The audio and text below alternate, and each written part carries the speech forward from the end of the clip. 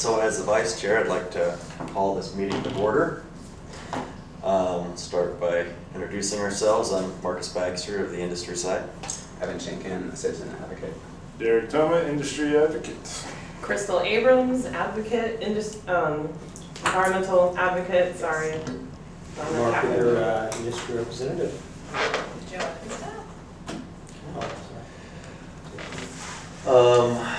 Shall we, has everyone had a chance to look at the agenda for today? Yup. Does any look good to everybody? Does anyone have any comments or questions? Then I would just need someone to move to I move to approve the agenda as it is. Second.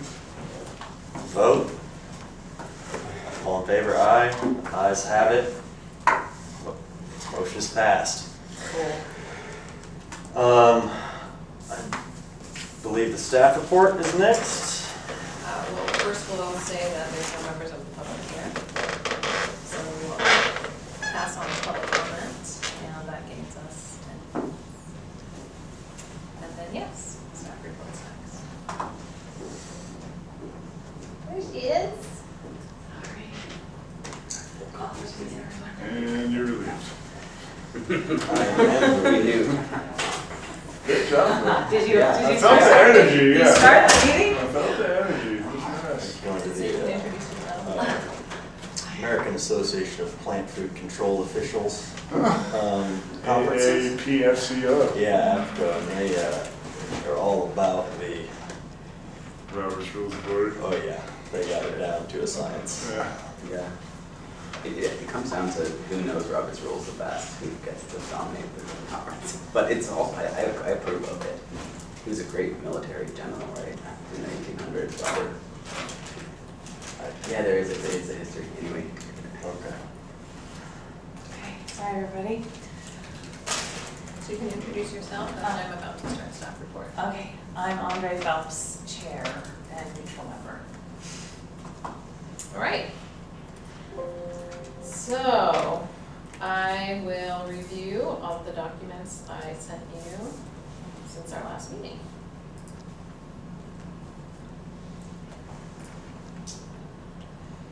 The first thing up was more information on the complaint from Rich Locke. And that was just a string of emails that went on for years. And then the meeting summary from the last Toxics Board meeting, March 13th. Announcement, another copy of the announcement about the volunteer opportunities. Just sending you guys a fresh copy to help get the word out. So thanks for everyone who helped with that. Just following up on some of the discussions at the last Toxics Board meeting, just thought I'd share with you a list of next steps that were developed a couple of years ago from a subcommittee of the Toxics Board of what we're going to do in terms of developing a process to follow up with potential businesses where there's conflicting information regarding hazardous substance reporting. I then sent you a memo summarizing the 2017 hazardous substance reporting process. Essentially, everybody reported on time. Yay. And then sent you a memo about the applications received for potential candidates for the Toxics Board.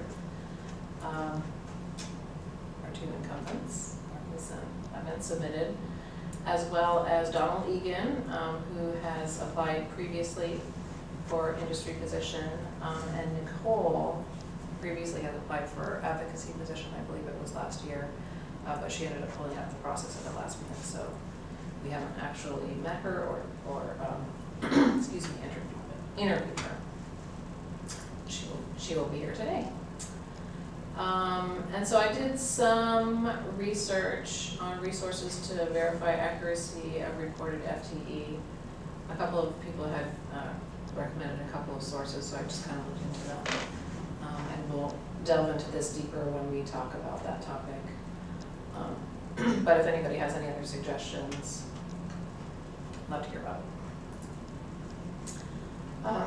it. Excuse sent out a news release that the 2017 Toxics Right to Know program data are available. There was a little snafu with the system that we use to send out news releases, where it was actually supposed to go out on Tuesday morning, but it didn't happen until Friday. So we fixed that, news release went out, and then the media was interested in kind of doing an update on the program. So I sent all of you guys some, and I guess he called a couple of other people or something like that. Yeah, I called the Beyond Toxics office asking questions. So I just No, you did a good job. said what he could have found on the videos. Yeah, no, you did a good job. So anyway, and then it resulted in an article in the paper, and I sent you guys a copy of that as well.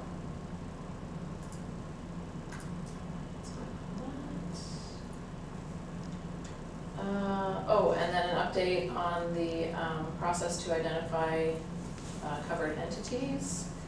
And since this date, I've kind of been doing some follow-up rapid work with the few stragglers we have. And now we're down to hearing back only from one more person, and then I will have some final results for you. So it's looking like we're probably have identified in this process somewhere between 7 and 8 newly identified businesses. And that will result next year in somewhere between an additional $8,000 to $10,000 for the program. So we'll be going over those details after I finish up the additional follow-up process, because what happens next is I meet with the businesses that seem likely that they've met the requirements, and then just verify more information before I start sending information out that yes, they're in the program.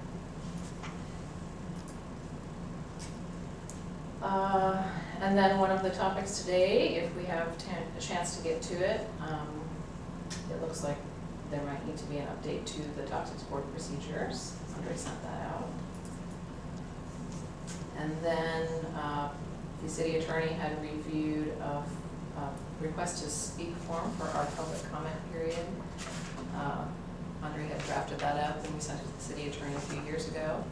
And they have now gotten back to us with just a few minor suggested edits and approval to use. So again, we'll be going over that today if we have time.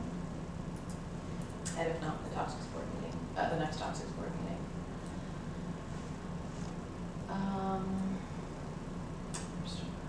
Oh, so here's a copy of the article.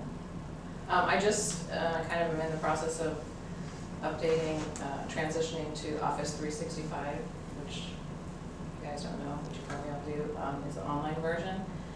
And so stuff is going to start looking a little different, and I'm trying to get used to it myself. Oh, and that's it. No, there should have been one more. The one I sent you out this morning about the equity and inclusion information.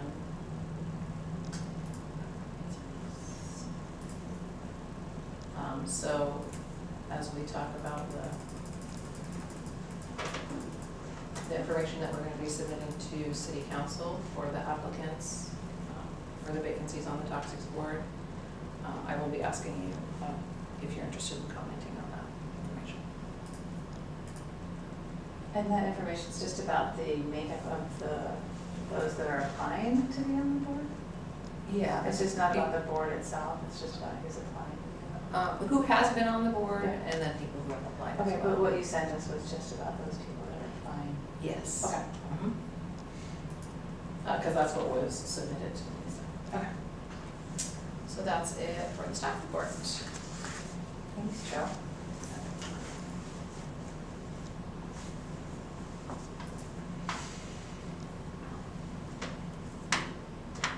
Any questions for Joe on our staff report? No? Are we starting interviews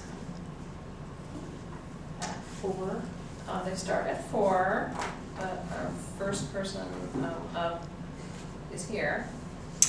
And he Marcus. has made a decision in his life to not to essentially withdraw my application. I am applying for a position on the Eugene Planning Commission as well, and you can only have one, That's true. hold one seat. And since we do have someone who is also applying for the industry position, I thought it would be a good enough time to try my hat in a different realm, so. Marcus. Huh? That's too bad. Yeah, but that's where I'm going. So, I have not done it officially, Joe. I don't know if I need to go online and retract my application or some such thing. No, this is good enough. Okay. But if you can just follow up after the meeting with an email, Yeah, absolutely. that'd be great. When do you know about the planning commission? Not until May 21st, if Okay. that would be. Did you interview for that already? No, that's when the interviews would be, and so they. Oh, okay. Yeah. All right. Can we move Evans up We can. to shorten our time? Or like to just get all of them together, or should we move, do you think it's better just to move on to one of those issues that we? What do you guys think? Should we move Evan up, or should we address some issues like the two emails that I sent out? When is the other person gonna be here? 4:20, 4:20, yeah, Oh. 4:10. 4:10. 4:10? How long do 25 you, minutes. okay. Maybe we could address some other issues and then go over to Evan like right at 4, so it's kind of back to back. Sounds good. Yeah. Anytime. Here.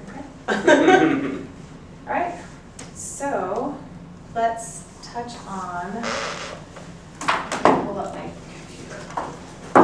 So there were 2 emails that I sent out, and the reason why I sent them out and not Joe, the first one listed on here is the public comment request to speak form. I don't know if everyone got a chance to read it.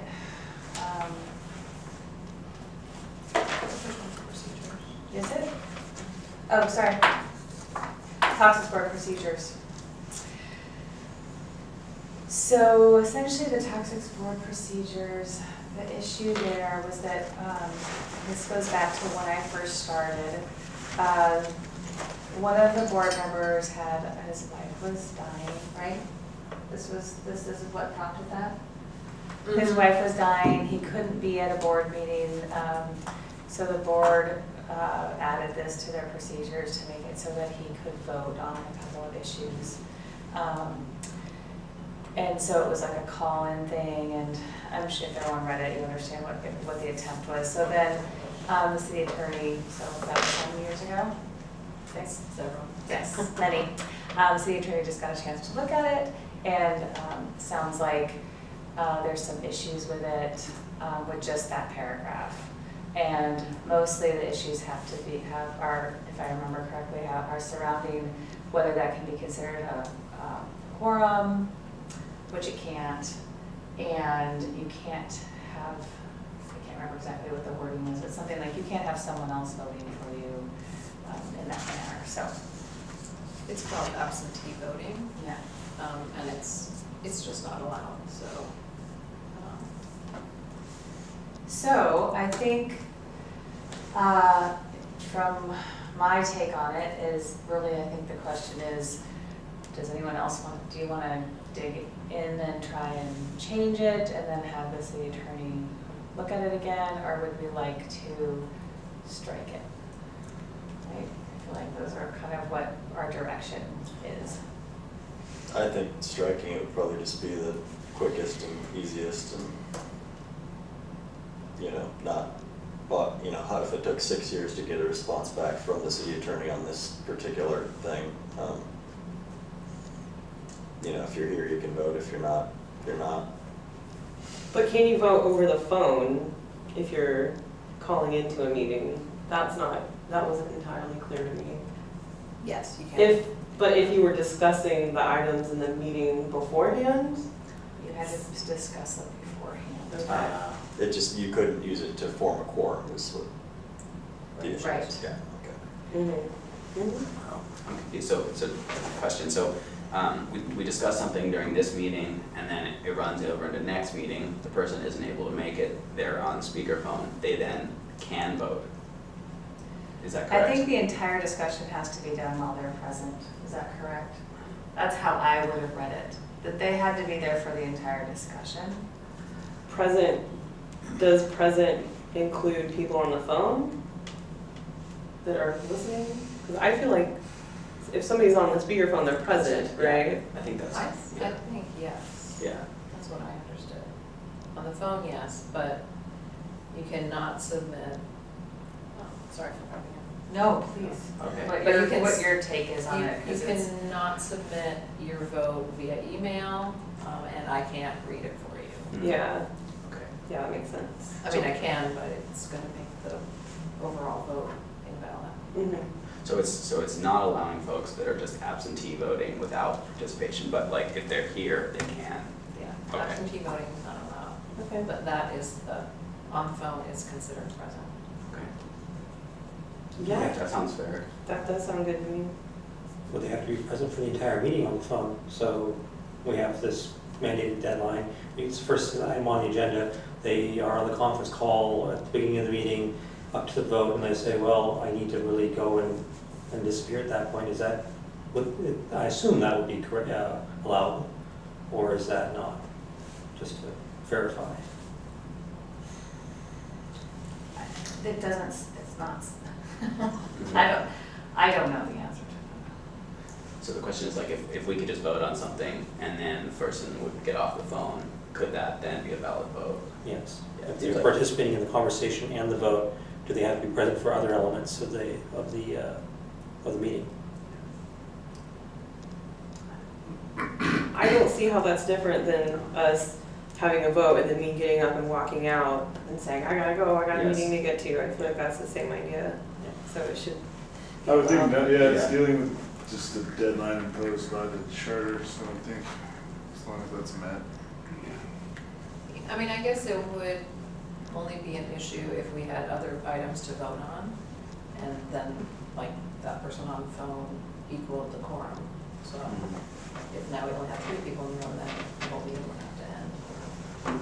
So we could have it right now, it's nice. I could see it being like, we're trying to make reasonable accommodations for somebody because something came up in their life. And so like, they still can make that call, but it's for a short time, get the business that they're needed for. And then afterward, we no longer can vote on things, but we can still, I don't actually know, maybe we can't discuss official business without a quorum. Is that, We can discuss, you just, no decisions can be okay, made. okay. I'm happy with, like, partial time on speakerphone. I think it's like you were saying, it's the equivalent of walking out because you have something else to do. Unless the lawyer in the room. Yes. I mean, it doesn't specifically state when we're done. Yeah. So, the thought is, I'm We're okay.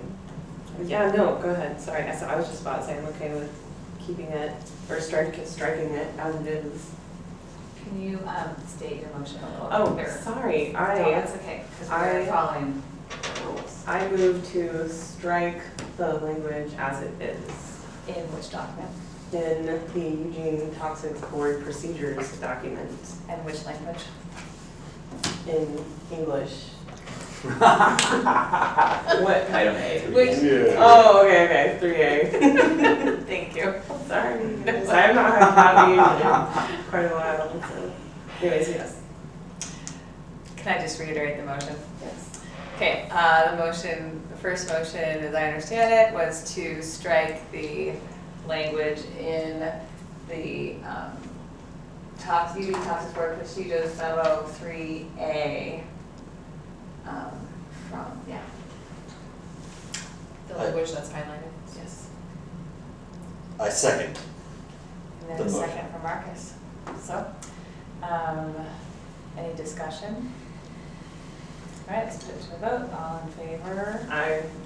Aye. So unanimous for striking that language.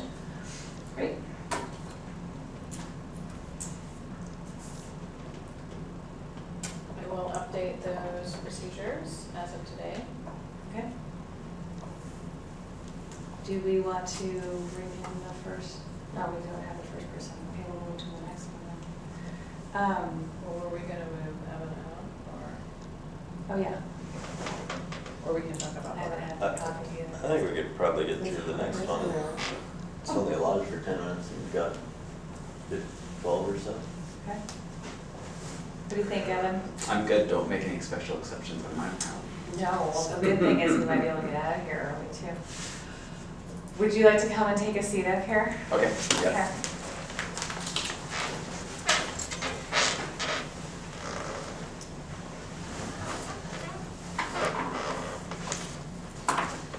So, in the past, I've given I'm sure you've heard it before, I gave a short spiel about, really, thank you for applying again, I really appreciate it. And, everyone in the past, we've actually identified questions that each person was gonna ask. How about, I don't know if everyone's had a chance to read these, but I always got the question I didn't wanna ask and wanted to ask a different question, but I think if we can try and cover these questions, that would be great.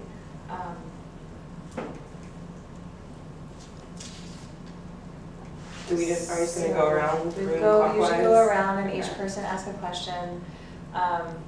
Unless, do you wanna start or do you wanna start, Crystal?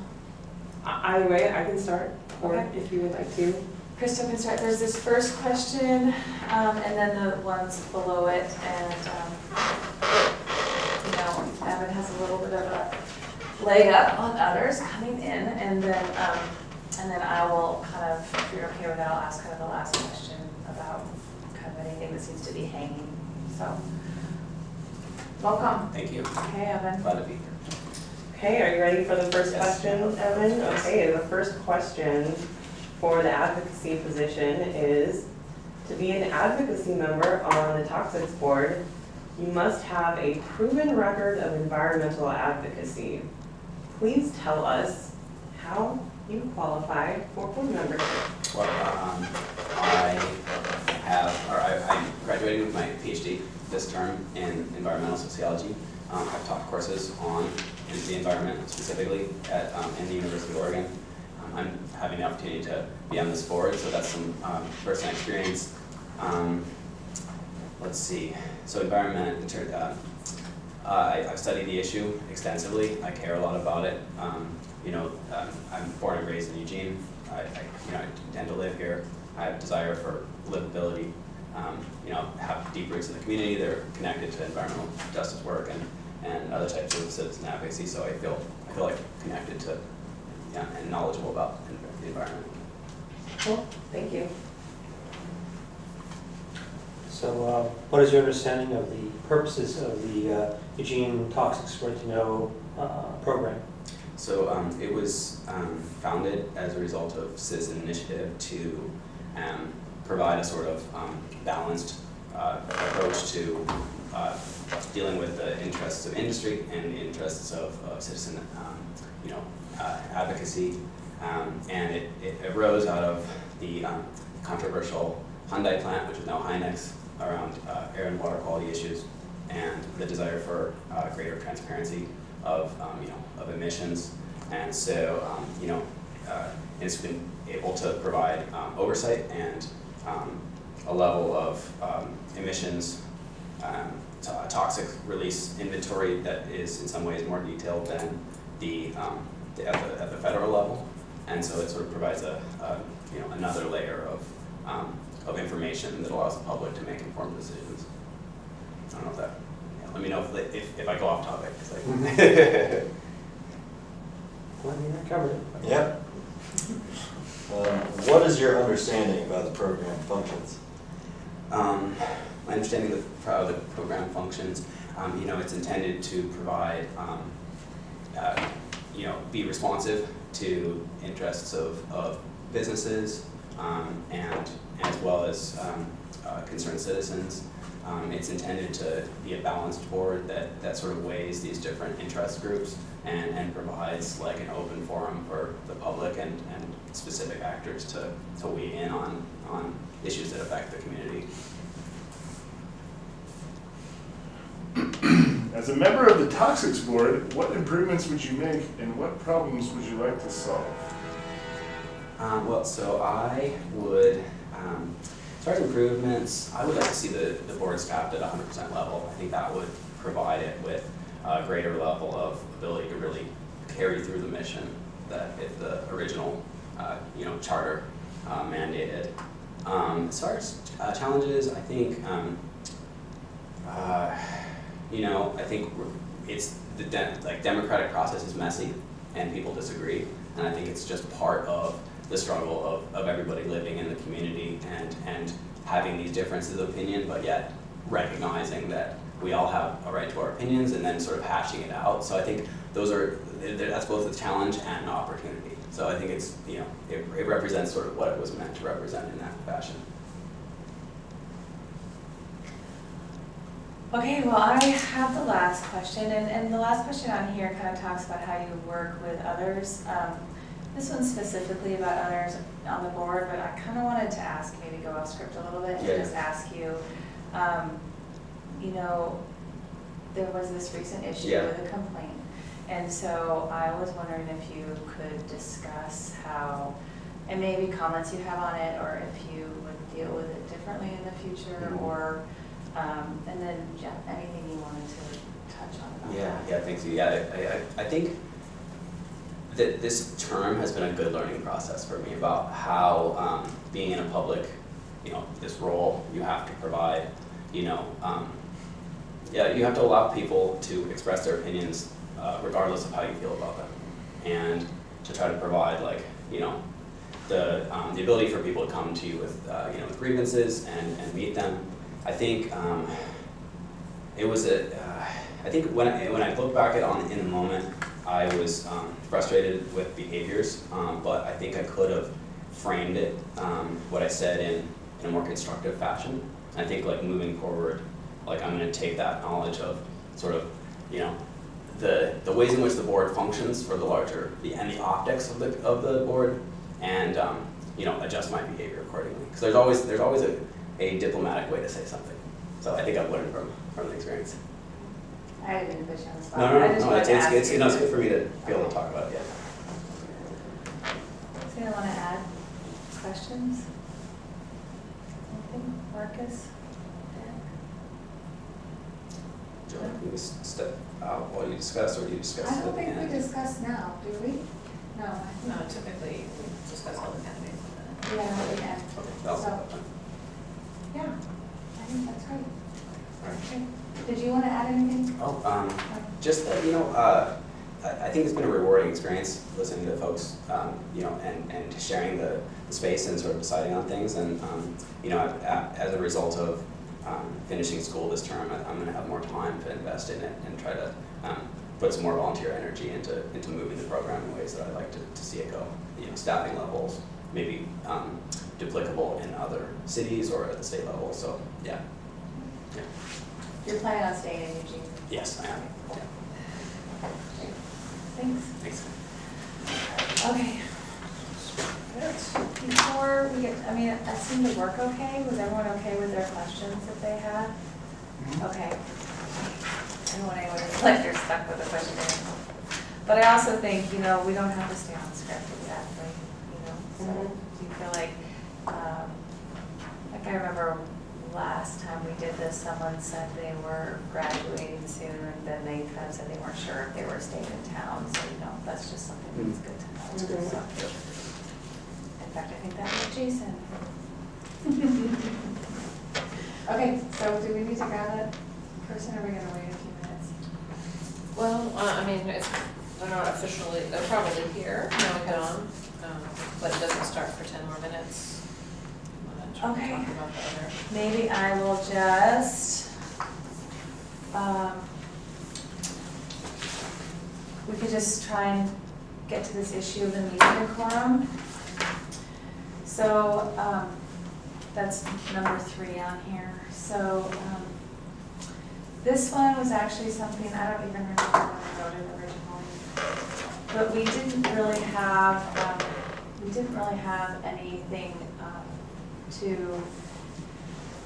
we didn't have any policies around public speaking, and, you know, it was sort of when there was interest coming into the board, and then there was just, things were going over time, and we were having a hard time sort of managing that, and so what I did is I did some research into the City of Eugene's policies and the public meetings law, and tried to kind of craft something.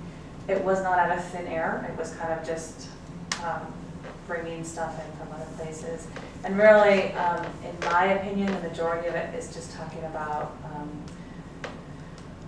respectful discourse, that kind of thing, but everyone can read it. And so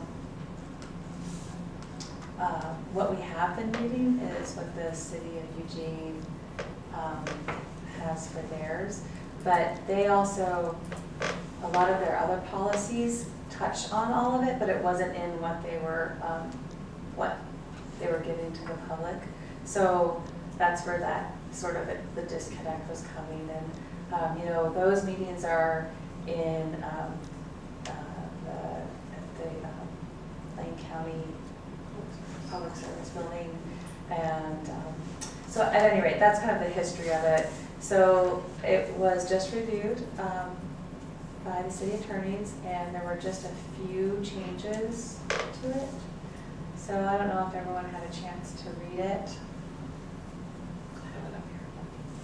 Sorry, this one's the back.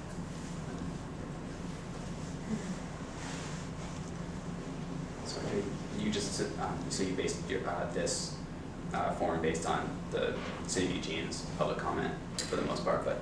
So the City of Eugene's is what we have had.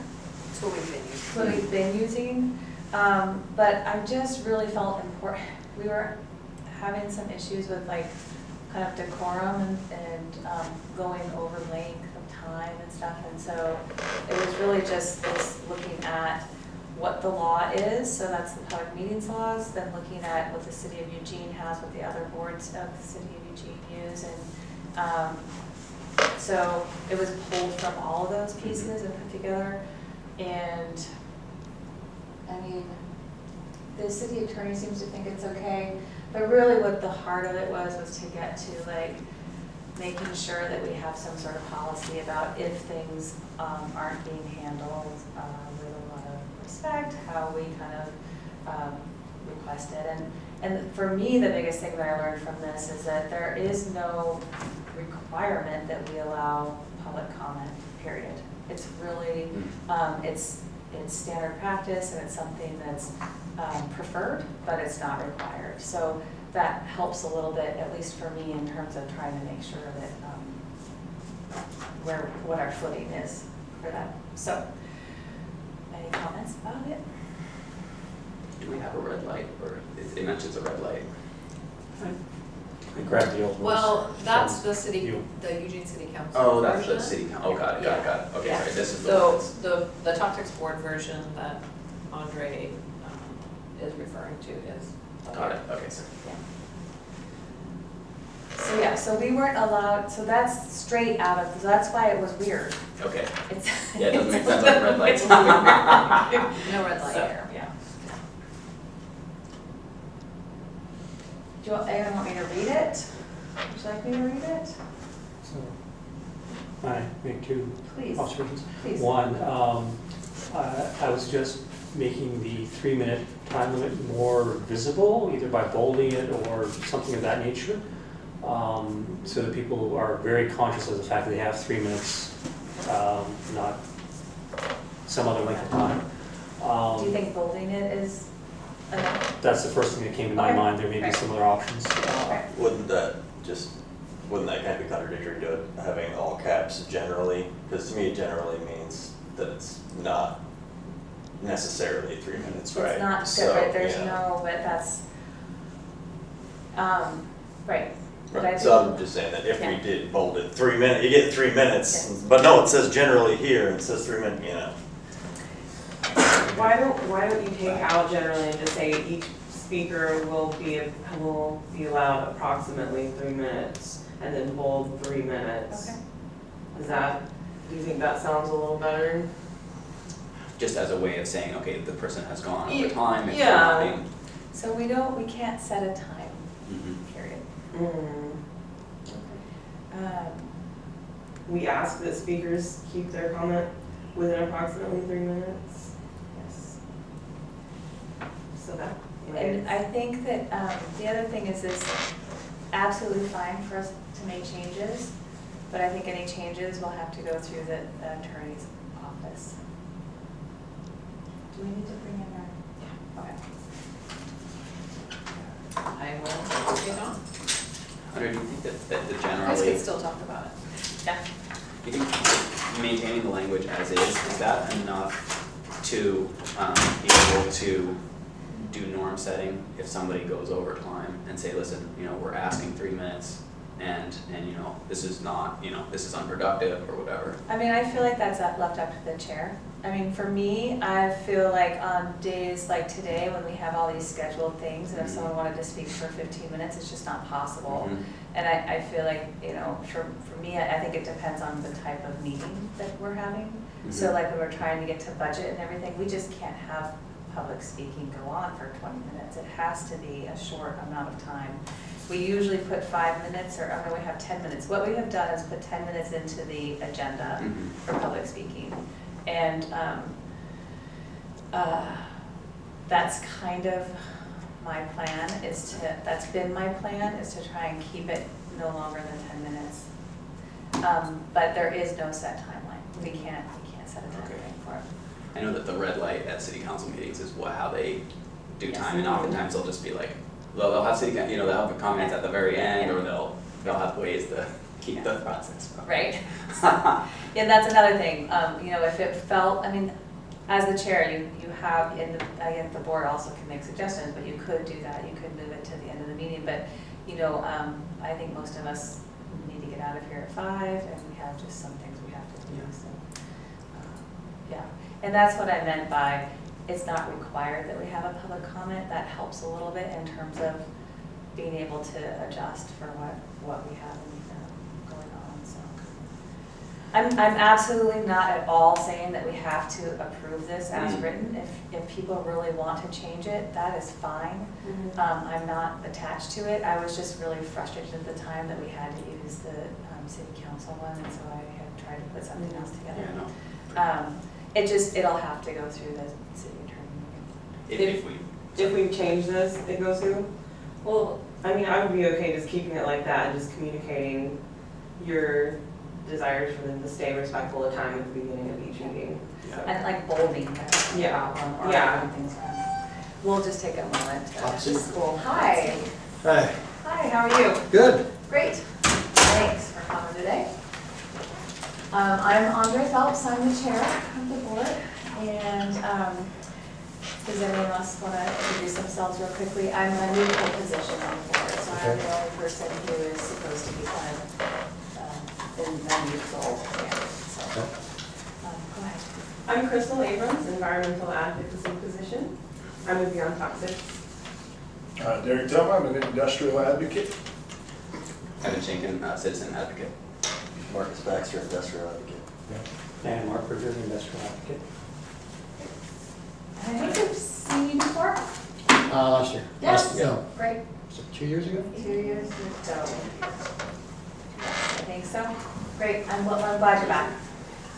Okay, so if you remember the process, what we go around is each person asks a question. We have sort of a standard questions here, but people are allowed to ask, you know, if they want to ask Mhm. follow-up questions. And I want to make sure that you have time at the end to ask any questions you have. Okay.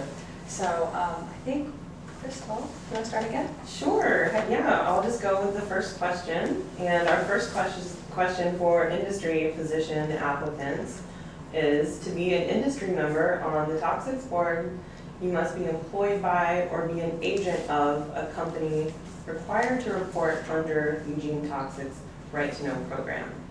Can you please tell us how you qualify for board membership? I am the Environmental Health and Safety Manager of Pierce Fittings, which is just right around the corner here on Garfield. We have 27, at least this year, we have 27 different chemicals that we're reporting under a toxic inventory report. And it was a nightmare. But mainly, our issue was this year primarily, we had not reported the amount of steel that was passing through the plant. And so in my many conversations with Joanne, I was able to report that. So struggling to recover the data that we had. And it's an interesting process. I've been doing it for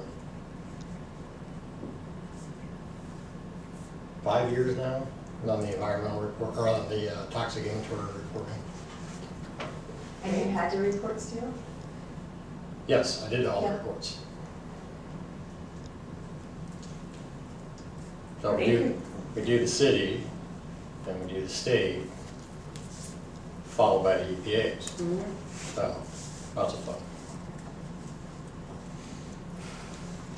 So, let's see, what is your understanding of the purposes of the Eugene Toxics Retinol Program? Well, you look online, it's kind of vague, really, what the board's about, but I do read the different parts of it. It's the reporting of chemicals for basically anybody to know what the guy next door is using in his process. Not just what the name is, but the quantity, how much comes in, how much goes out. And it's Eugene right to know. And I'm a big advocate of that, especially for accuracy. In the past years, when I first took over it, I was kind of wary on accuracy, and I was just so busy and just kind of plugged along, did the same thing for the next year and the next year. And then this year, what happened was I noticed when I was reviewing the SDSs that one of the chemicals that we had been tracking had dropped off the SDS. And I said, oh, this is going to be a problem. So I went through every single SDS, all 485 of them, and found the chemicals that were required to be reported. And then on top of that, we found that there's a lot of other items that need to be reported that you don't really think about, like steel, the components of steel. But people need to know. And it's kind of a thing in Eugene.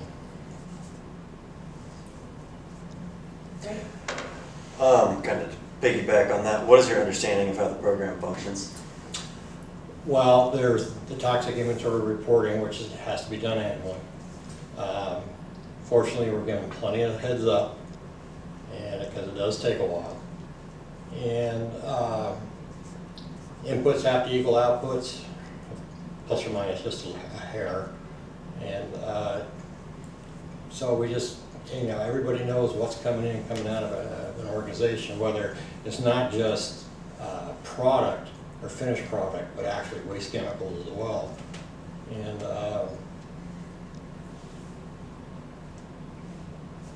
Yeah, sounds good. pretty much it. Okay. So also, do you, as a member of the Toxics Board, what improvements would you like to make, and what problems would you like to solve? The improvements, I mean, there's a how-to instruction for the toxic inventory report, and it covers a lot, but not everything. Plus the 1,000 phone calls to Joanne to make sure that I was doing it right. And there could be a few things. I mean, there were several instances I would think that would come up fairly often. And so maybe just a little update on that. And problems, I can't really think of anything. I don't know enough Okay, about what the board does. that's fair. Thank you. Do you feel you can work effectively with other members of the board, some of whose viewpoints on certain issues may be diametrically opposed to yours? And if so, why? I do it every day. I've worked in, I'm retired military for one thing, but I've worked in a variety of industries since then, since I have retired in '97. And you're always going to get somebody with a different view or completely opposing view. And a couple things could be, either they don't have all the facts and they're kind of stuck on it, or I don't have all the facts and I'm kind of stuck in my way. But I've always looked at it as just something you need to research. You need to find out all the facts, present it to both sides, and if theirs is better, then that's what you go with.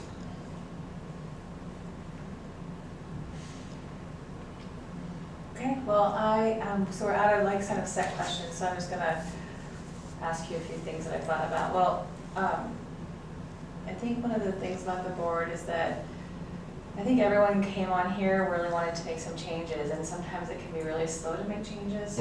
And so, I don't know, I just wanted to see how you feel about that. I mean, we do spend quite a bit of time working on budgets and other things that seem like, you know, when we could, I think a lot of people, we've talked about changing some things to the guidance document, and these are things that I think people want to get at. Just sort of these past few years, we have been trying to make some changes. So I was just, I don't know, do you feel like you could, you know, I'll still come on and focus on some of the things that are more like budgetary and things that aren't about, you know, actual. Yeah, I've dealt with budgets, and you know, I have a lot of monetary restrictions. Like, we're dealing with some projects that we want to implement, but we're owned by a company in California, and of course they have priority for their projects, and we get the hand-me-downs. And it's making your case is what I feel is important about it. Like, there's some projects that we need to do that are safety related, and they are not cheap. And it's a matter of convincing and, you know, with priority, what needs to be done first. And that's, you know, through debate or like worst case scenario, if something doesn't get implemented, what could happen, etc. It's just all communication. And we meet, we try and meet once a month, but it's more like maybe once every 2 months. You're available this time from 3:30 to Is this normally the time that you meet? Yes. That's not a problem. Okay, great. Can you just tell us something else about yourself besides work? My kids are grown, Okay. out of the house. Big bonus there. I'm about 4 years away from retirement, which I'm really looking forward to. I've planned it. Like I said, I am retired Navy. I was in the submarine service for 20 years. I've been married for 33 years. I have 2 dogs. I like woodworking. I love electronics. That's just kind of my thing. That was one of the reasons I was hired at my current company, is because I can fix anything. And I like British TV. So does my husband for some reason. Oh, it's so much better. So much better. Detectorist, have you ever? Not that one, but Sure. there's a lot of red box. All right. All right, well, thanks a lot. We really appreciate you coming. Okay. So- Do you have any questions for us? Oh, yeah. No, not really. If I get selected, be ready. I'll have a ton. Okay, So, great. okay. Thank you. Thank you. Actually, before getting next for somebody to use the facilities. You and me both.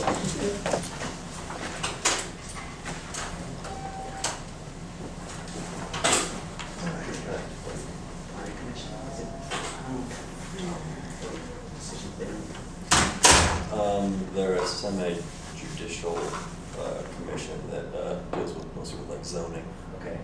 and where things can go, and kind of some things like, you know, can you, I think their most recent agenda, they're dealing with parking variance for an elementary school. You know, it's mandated you have to have parking for an elementary school, but there's not enough room for the parking, so then they need to decide, you know, how to go about that within the zoning laws and things of that nature. Yeah, big decisions though in terms of like deciding on where industry is sited or where residential is sited or. Yeah, it isn't very, you know, I kind of, when I was applying for the toxics, I saw it and I just applied really just on a whim, you know, in the same breath almost, and then the more I looked into it, the more interested I was in it. So Okay, yeah. I'm actually, not super confident I'll get Yeah. accepted. There's probably a lot of other folks that are. I would think so, but when it kind of comes down to it, it is something that I'd like to do, or at least give a shot on. Yeah. And, like I said, it's a little bit nicer having someone to fill my vacancy than Yeah. and it is the end of my term, so I'm not leaving early. Yeah, it seems like, I would just think that it's like planners. Like, Yeah. like architects and designers and folks that.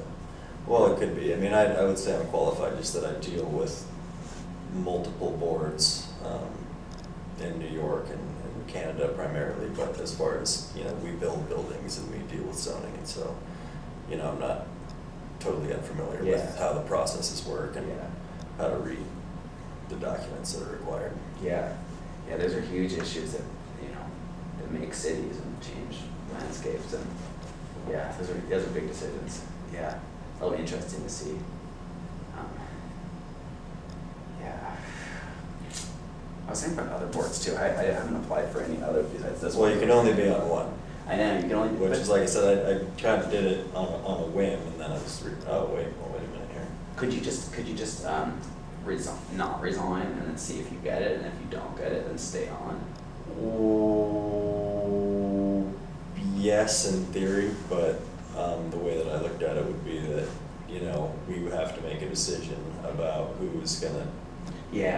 the board is gonna support, and if I'm not fully into it, Hi, it's hey. not necessarily Come sit good here. form or ethical to box I them out, understand and I'm just that. like, no, see you later. Have a seat. If there's anything going on, then Okay. it's like, if. Welcome. So I I'm actually on made a the few calls about that today, that didn't get any Hi, responses. Nicole, I'm Hi. Crystal Nice to meet you. Abrams, I'm the environmental advocacy position. Derek, I'm a industrial advocate. Evan Chicken, citizen advocate. Mortgage factor, industrial advocate. And the industrial advocate. So we really appreciate you coming. We're sorry we're just a few minutes late. The way this has worked in the past is we have some kind of standard questions that everyone asks one question. We go around. If they have follow-ups, they can ask you a quick one. We try and keep it to 10 minutes. At the end, we'd really love to hear any questions you have. And so I think we'll just get started with Crystal actually. Sure, thanks. So for the advocacy position, to be a member of the Toxics Board in this position, you should have a proven record of environmental advocacy.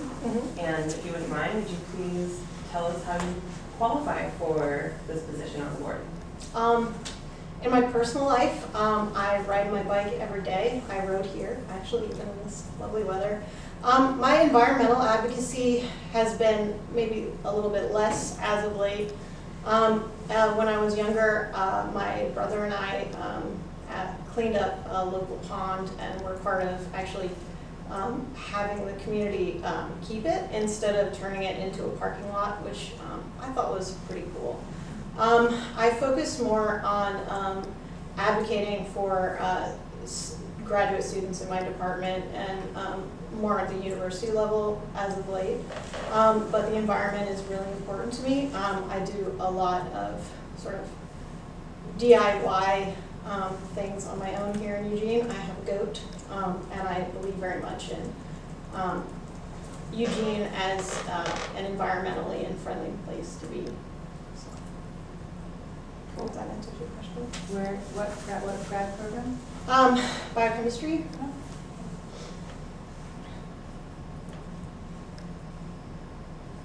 Mark or Derek? Oh, sorry. What is your understanding of the purpose of the Eugene Toxics Program? My understanding is its purpose is to keep the public informed of any toxic chemicals that are either being stored or could be a potential hazard to human health or environmental health. And I think it's actually kind of cool because just doing a little Google research, it doesn't seem like this is a program that's really anywhere else, as far as I know.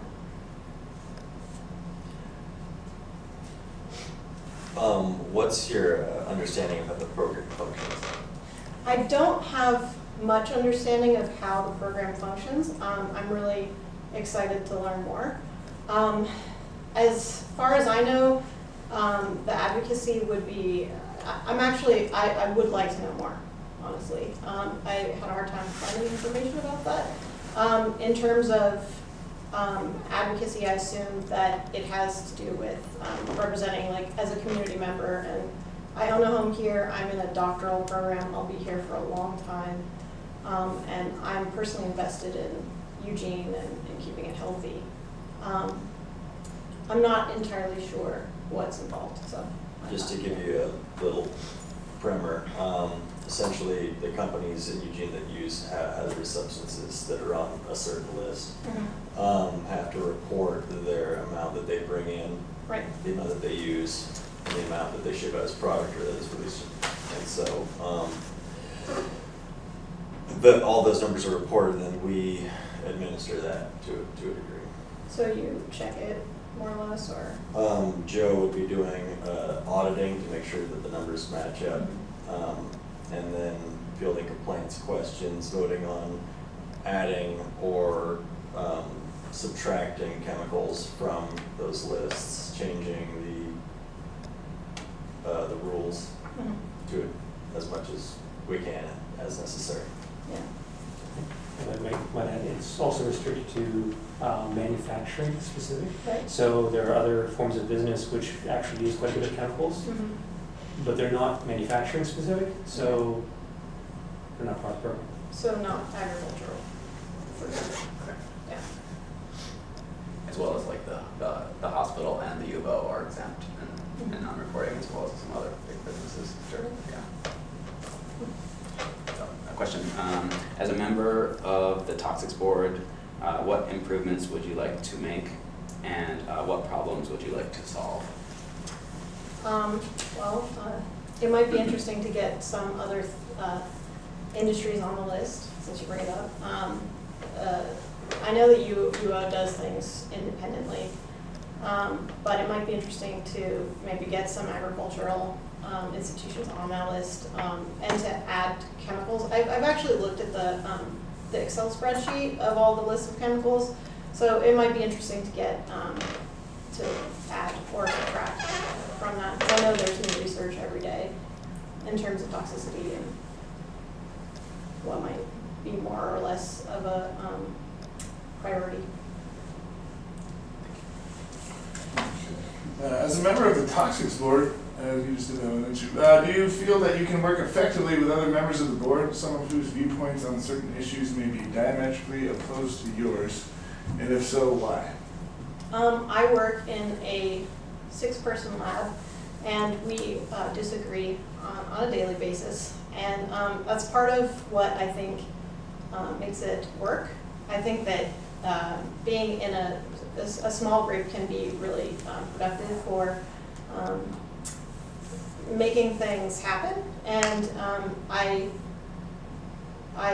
disagree with people I respect all the time, and they disagree with me, and I think that can be really healthy.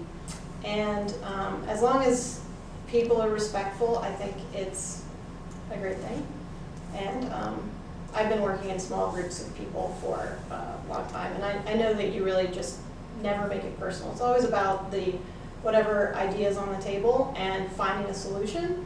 And it's not about, your agenda or anything to do with your ego. It's just about finding the best solution to the problem and getting there together. All right, I'll ask the last question. So just kind of want to make sure that, usually we meet between 3:30 and 5. Once a month, maybe once every 2 months. Is that time frame usually available for you? And then usually there's some review of documents before the meeting. So Okay, that sounds great. that's kind of the time commitment. We also, from an advocacy position, I know you probably want to make some changes to what we're doing, but we also have to spend a lot of time doing things like reviewing chemical lists, setting budgets, and, reports to the city council. So, sometimes it kind of moves slowly, and I want to make sure that, you're aware of that, and making, that that's something that you're, I love when people want to come in and do things, but it's a little bit of a challenge sometimes to get things done as quickly as you want. I don't have any particular agenda I'm trying to push forward. I'm just trying to move my community advocacy past the UO. So that's fine with me. And I work in research, and you know, each paper is several years of work, so I'm very familiar with the SOAP process. Cool. Last question, can you tell us what you're doing in your lab? Yeah, so I work on stem cell division. Basically how stem cells orient their spindle with regards to polarity in order to create all of the different cell types in the brain. It's very cool. A lot of microscope work. Where do you have to work after school? Thermo Fisher, so I'd like to stay in town. Industrial side, huh? Yeah. Do you have a question for us? I think covering like what, maybe more about what day-to-day kind of stuff. I think you covered it a little bit, but like the ins and outs of what the advocacy position really entails. So, I mean, even though you have an advocacy position, you really are what you said before, you're kind of trying to represent the community, and Right. sort of the purpose of the original charter and basically the purposes of the board, which, you know, we do a really great introduction before you come on board to get you up to speed on everything. So that's sort of would be your role, but it's not, I don't think we're pitted against industry. That's not really how I see it. So we try, I as the chair try really hard to have us make decisions by consensus, and so yeah. But it's a really good thing. We have a lot of all of our board meetings are online, and you can watch one or two of them. They're very thrilling. But Look for one with Rich Lock. Yeah, I recognize you. That's the best viewing. yeah, I mean, I would probably suggest watching the last two or three if you have a chance. So would give you a lot of insight to how things have been going lately. So Okay. yeah. Is there some controversy? There is a pending lawsuit. Okay. And, you know, I mean, the function of the board is we're all funded through fees. Mhm. So not everybody likes additional fees. Okay, I understand. Yeah. Anyone else want to add? Well, not necessarily on that. Just no. Okay. Great. Thanks a lot, Nicole. Awesome. Really appreciate Well, it. it's awesome meeting you guys. Yeah. Thank you. Ride safely. I will.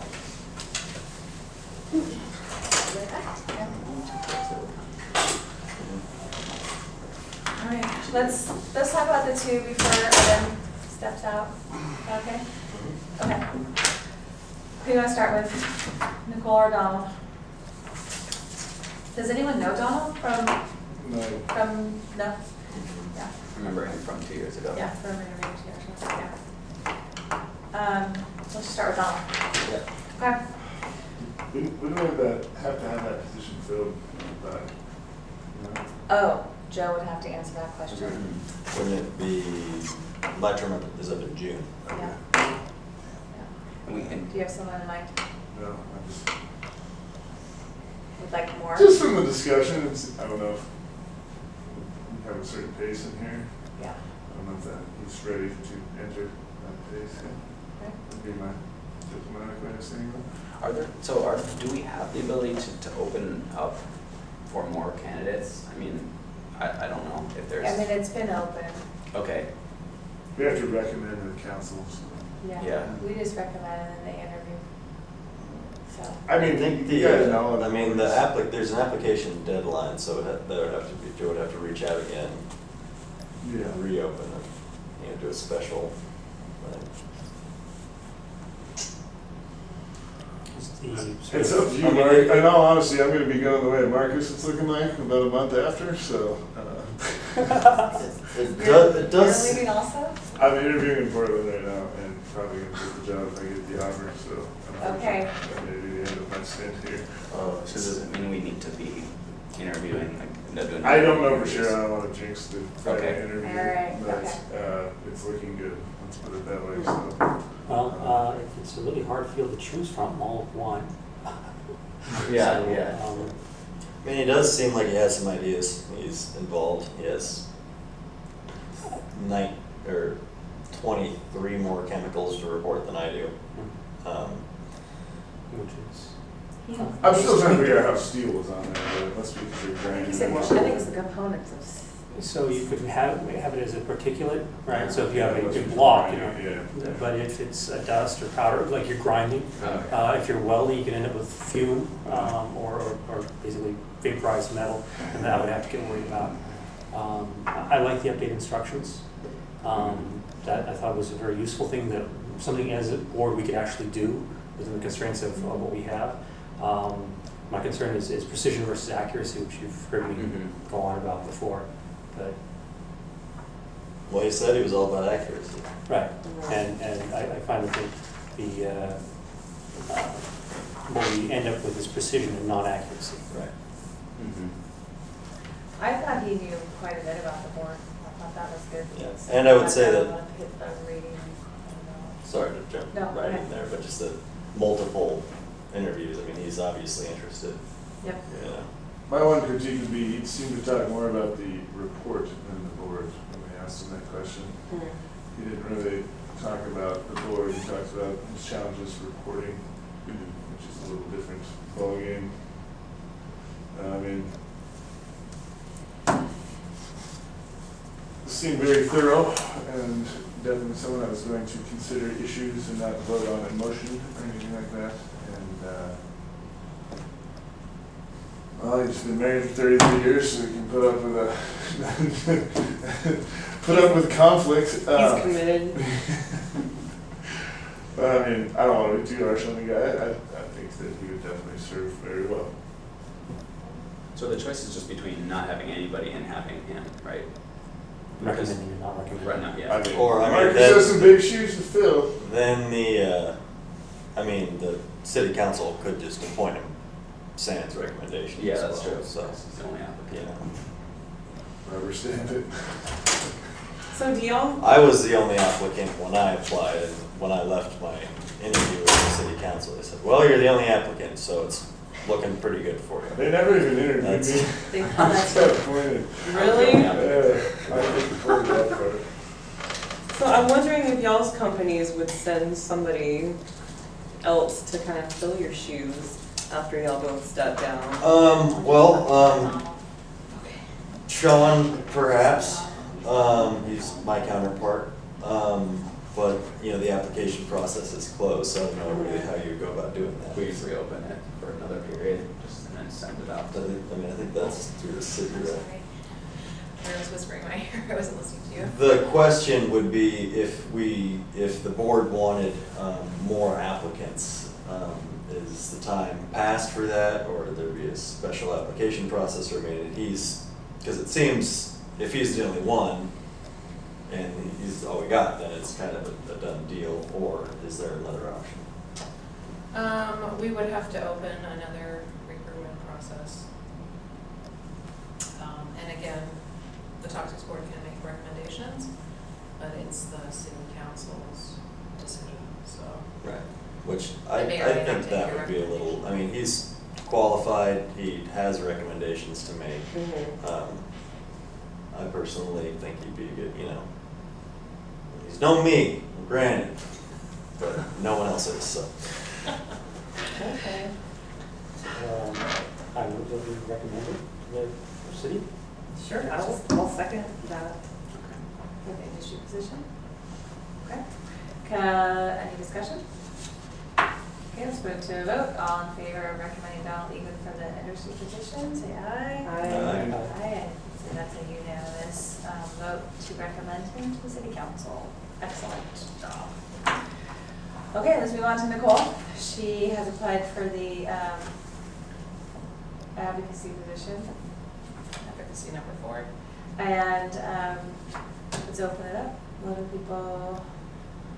Seemed like a little lack of experience and a little lack of knowledge, but she seems like her heart is more or less in the right place and wants to be active in the community. That's kind of my takeaway, but. Like she has some specialty in the actual chemicals, you know, has some expertise in understanding how chemical sheets are done, so she's I think that does bring a lot of, If I'm an environmental, I say, who's interested in stem cells?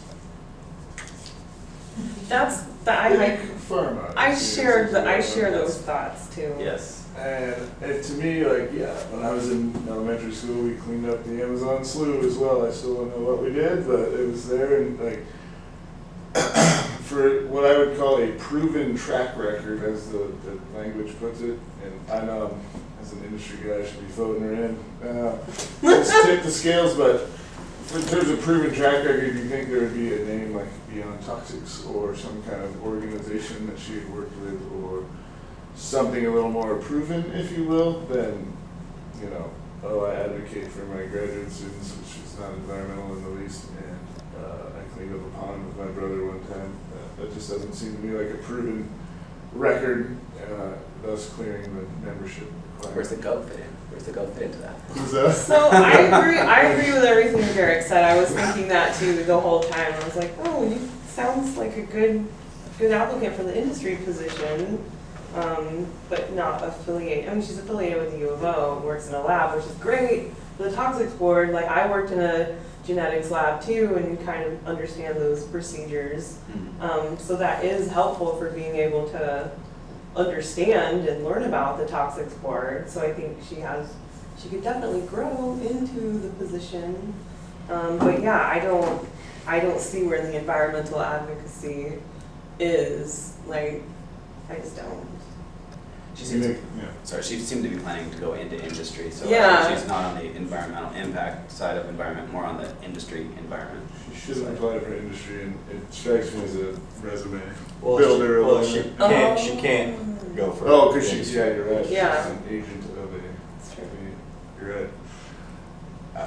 Yeah, our job here is looking at impacts of policy on both the environment and on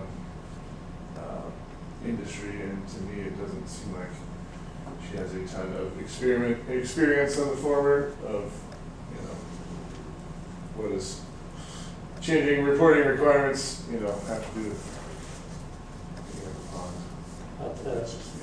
About the most useful thing. So, lack of experience. She was talking about the sources of chemicals in Eugene. That's why I pointed in that added little thing that's just the manufacturing SICs. They have to report that there are other businesses in town that have really nasty stuff, but they aren't manufacturing, so that they go right past us. So one good thing would be reviewing the list of chemicals. Her experience in biochemical might be useful there, but that's only a part of what we do. Well, and it's still, we're bound by what, the list is. EPA, right? It's the TRI, the CERCLA, I mean, there's a. Empress or they want to Joe's got it down. I got CERCLA out. You know, and so if they're not on those already federally updated lists, then we can't. So even if she says, well, this is a incredibly toxic substance that was just created last month that is in everything, but it's not on those lists, we still couldn't put it on our list. So, I mean, I do agree knowledge is great, but the other, you know, our hands are still tied as far as that much is concerned. That knowledge is useful if you're reacting to chemicals together, but we're examining, again, the effects of policy on the local environment here and also on industry here. And yeah, I know plenty about chemicals too, but you know, there's so many on the list that's only goes so far to me, and that's not really the purpose of the board. You know, I mean, environmental side probably doesn't have a ton of chemistry training. I don't know for sure, but it's insignificant to your mission, in my opinion. It's more, you know, standing up, like we talked about, for the community and looking at from a community perspective what makes sense from the reporting side. Well, so just to kind of put a point on this discussion would be that either, you know, rubber stamped through due to lack of other candidates, or B, opt not to make a recommendation due to lack of experience and lack of knowledge of the program. And Yeah. is that kind of, That sounds like what we're talking about to me right now. And if we were to take option 2 to just not make the recommendation based on everything you just said, how do you expect city council would react? Would they just kind of elect that person anyway, or would they want to keep going, or? Is it extraordinary to like, can we say we don't want to recommend? Yeah. Has that ever happened? Historically. As far as I know, that's never happened, but yeah, I mean, if you guys feel strongly. Is there a third option where we just say, we'd like to leave the process open for another like month or two, and then just like see who the net, catches, and then just do another round without making a recommendation to city council this So we cycle? would have to open up a separate, an additional process. I personally, I mean, I do agree with everything that's been said, but also, she is at least interested in the board, and we have had trouble not having a full board. Yeah. Historically, I can't even really remember 6 consecutive months where we had a fully staffed board. I mean, I'm sure we did at some point, Yeah. but it's not. And I respect that. And I mean, I'm a cyclist too, and I cleaned up a pond when I was younger, and I worked in a lab, so, that's why I kind of think she could grow into it, maybe. So, I'm leaning a little neutrally. I understand both sides of it. I probably on this is gonna lean towards how the two of you feel about working with her. I mean, I could work with anybody Yeah. and be happy. I'll make it work. So, I'm kind of easy that way. Evan, what do you Yeah, think? I mean, I hope that like people, as Derek was saying, like the position of advocate is to try to support like environmental, is like, you're trying to support advocacy for the community for environmental reasons and public health reasons, and so like micro level, if you have a goat or this or that does not signify to me that you have a larger public trust interest in, transparency. But she does have a chemical background, and so, I mean, I have my reservations because in her statements, I didn't hear like a deep dedication to environmental, like sustainability or environment. But I know that she has said that she does care about that. So, how do I fall on this?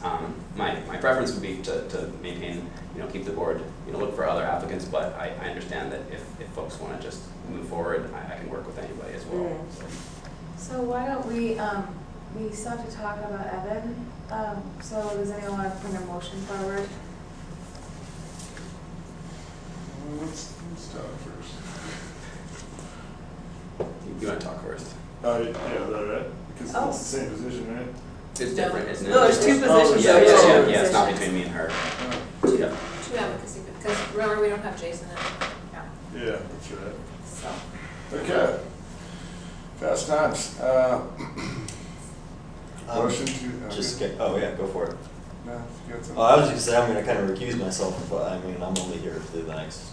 You can't recuse yourself for that. Well, I'm not gonna let you. from, I will not put out a motion.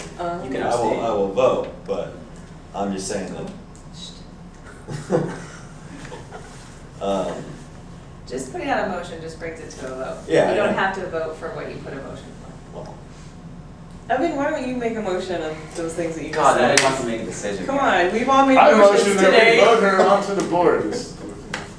Okay, any seconds? I'll second that. All right, all in favor of recommending Nicole Peterson in the position of advocacy to the city council? Say aye. Aye. It's not, you have too many choices. Three Was that ayes. everyone? Aye. Okay. Okay, And you're voting as well, so you'd be the tiebreaker. I am, but I already stated that I am neutral about it, and I was going to follow with the advocates. Okay, so you'll vote the way that we vote. I will, as I said that. Do you want to talk privately about this before we vote? No, I'm voting no. Yeah. So that's I also. why I didn't say aye. I share that sentiment as well. So we're tied. Okay, So it's a tie vote. Many colleagues. That's great. I don't think she should be on the board, but I gotta vote. She should.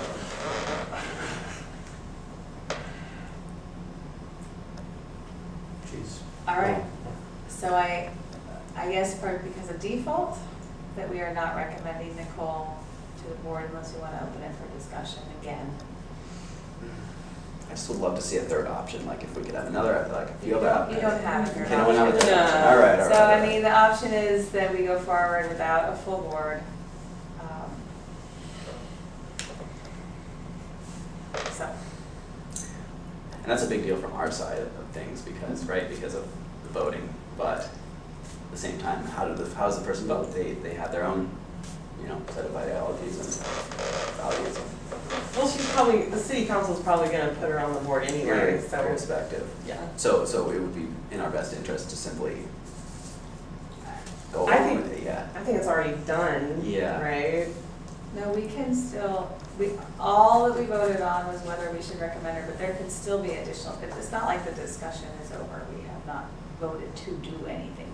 Mhm. Yeah, we could just keep it like it is and not recommend her, and then the city council is gonna do whatever they wanna do, right?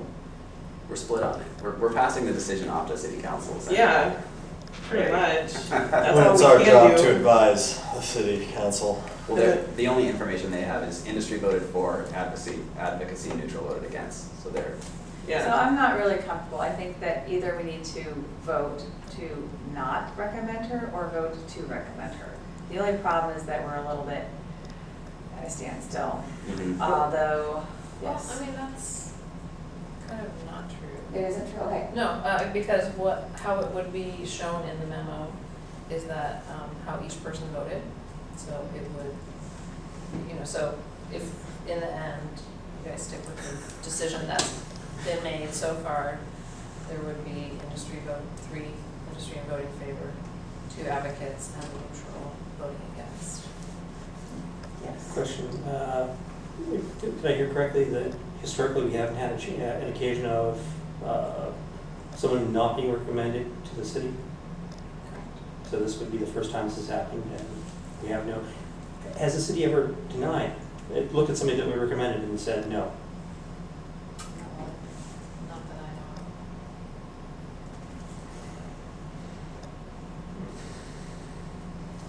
we already voted not to recommend Yeah. her, so No, we didn't vote that. I thought we did. Not We, you, Yeah. whatever. Is it- on the Against the vote, motion. yeah. On the vote about whether to recommend her, we did not approve that, so. Well, And then for the entire vote, like, so if we do open it up to a vote, you're gonna vote the same way you did as this split. Well, there Is that would need correct? to be a second motion, and the results would need to be. Mhm. so I'm just gonna come right out and say this, and that's just it. I do have to leave very soon, Mhm. so, and I do understand that this is all we have to choose from.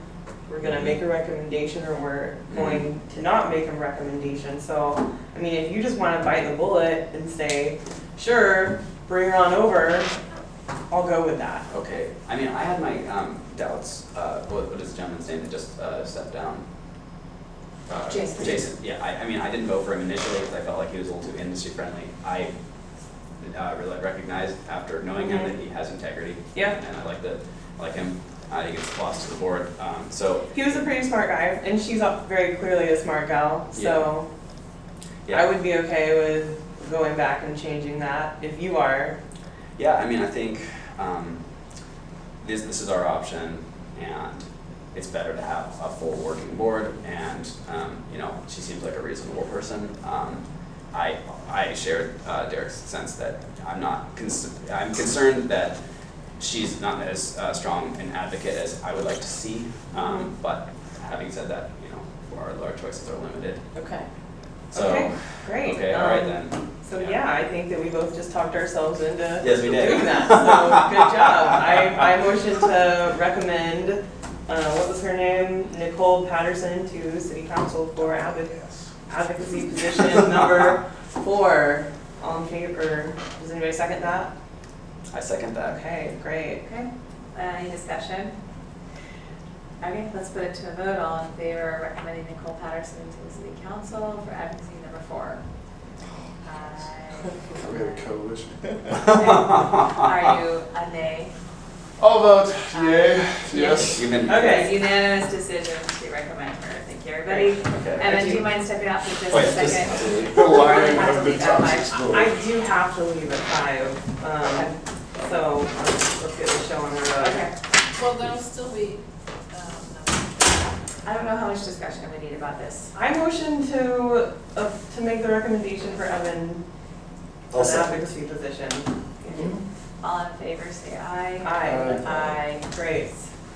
Let them know. Thank you. Yeah, Business thank done. All right, let's adjourn the meeting at 5:02.